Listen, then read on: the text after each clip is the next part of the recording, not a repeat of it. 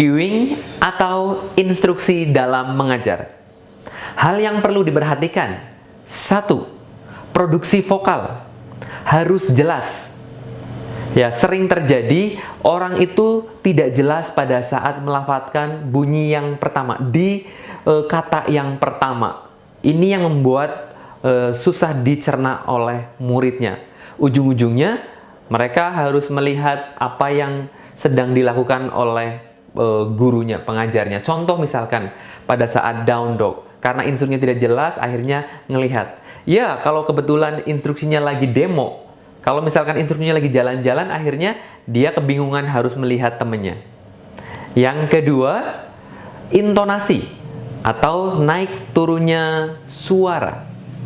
Anda harus tahu kapan harus naik, kapan harus turun, kapan harus datar. Kemudian, pilihan kata.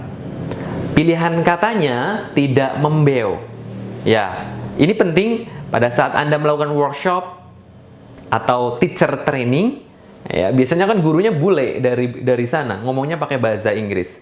Kemudian Anda pulang, kembali ke studio Anda atau ke fitness center Anda, dan Anda ngajar yang diajarin orang lokal. Nah, ketika menggunakan pilihan kata yang sama, maka bisa jadi mereka tidak tahu atau kesusahan. Kalau sudah kesusahan, apa yang mereka lakukan? Ya udah ngelihat apa yang gurunya lakukan. Kalau gurunya lagi demo, oke, contohnya pada saat share post, kalau dia kebingungan dengan instruksi Anda, tapi kemudian murid Anda ngelihat Anda, kalau Anda lagi share post, kebetulan lagi demo, oke. Tapi kalau Anda lagi jalan gimana? Mereka kebingungan.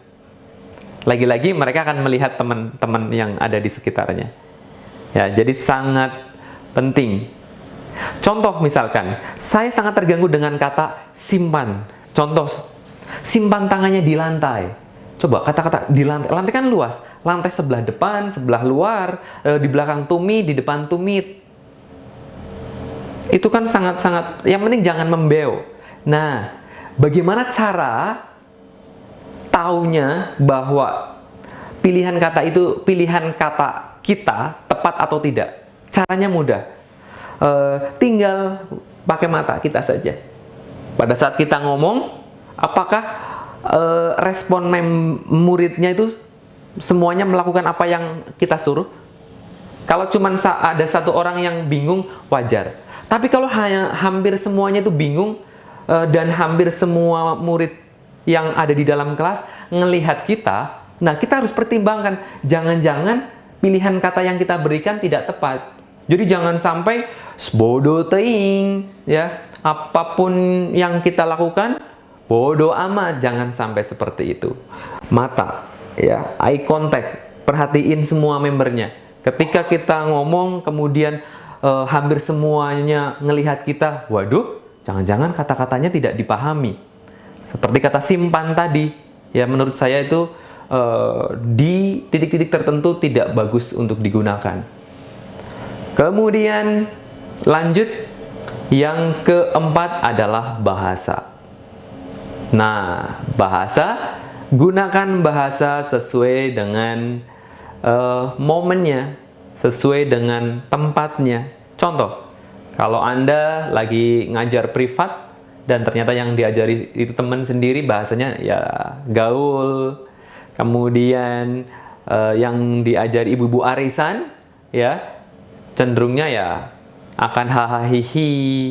Kemudian bahkan kalau yang anak-anak kantor pakai bahasa alay pun nggak apa-apa. Anak-anak kantor yang habis pulang kantor bikin grup, ya, private group, kan cenderungnya mereka alay, ya. Nah, boleh pakai bahasa alay. Entah ngengkes lah, entah apalah bisa. Tetapi kalau dalam forum yang formal, misalkan ngajar di event, di instansi, atau bahkan di fitness center yang sudah established, itu gunakanlah bahasa yang formal. Nah, itu hal yang perlu dipelajari. Keempat yang disebutkan tadi akan menentukan kesuksesan Anda dalam mengajar.